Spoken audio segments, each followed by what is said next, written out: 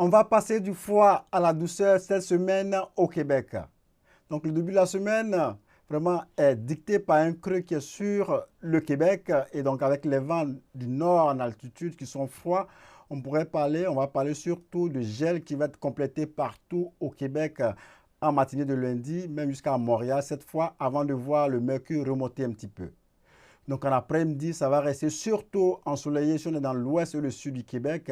Mais on parle des températures de l'ordre de 5, voire même 10 degrés en dessous de la barre des normales. La normale tourne autour de 10-11 en ce moment. Dans l'est, on voit les flocons, donc on a encore de la neige.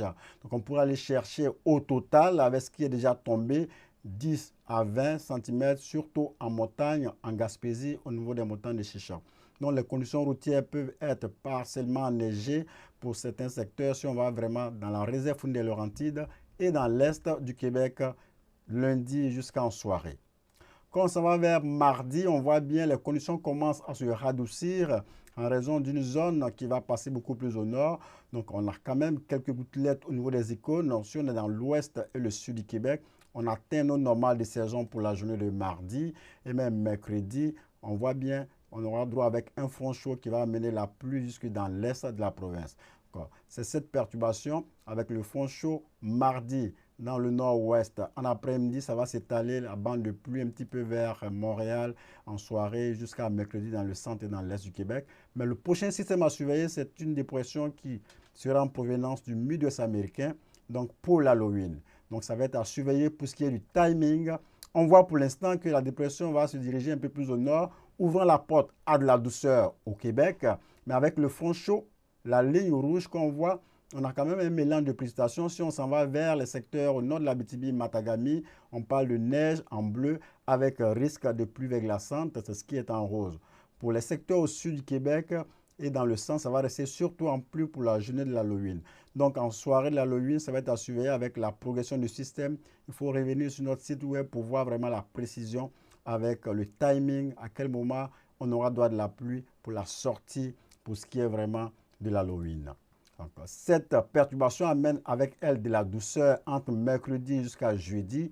On va aller chercher les maximums de 18 à 20, jusqu'à même 25 degrés, c'est possible par endroit.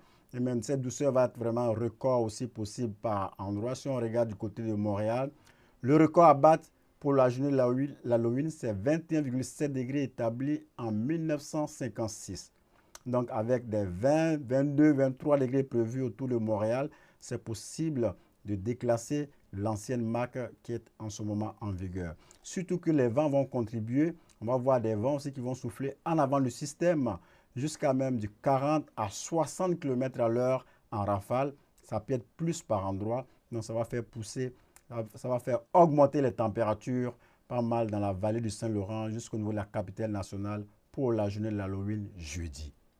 Après cette zone perturbée, les températures vont se rafraîchir un petit peu derrière le front.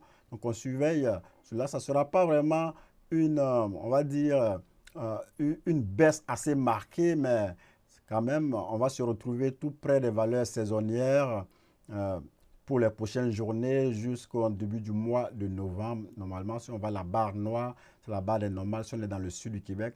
Donc les maximums vont osciller autour de ces valeurs. À un moment, ça peut être des petites poussées de douceur ou bien les petites poussées de froid, mais généralement, ça va rester vraiment tout près de ces valeurs-là. En dehors du Québec, on s'en va ailleurs au niveau des tropiques. Donc, on voit bien avec la noix qui a sorti vraiment dans la semaine du 30 au 5 novembre, il y a un risque qu'il y ait vraiment une reprise d'activité. Donc, on a quand même une zone qui peut être au-delà de 40% vers les Caraïbes. Donc, ça peut être vraiment propice pour la formation d'un système tropical, soit d'une tempête tropicale ou bien d'un ouragan. Donc, c'est possible à surveiller dans la première semaine du mois de novembre.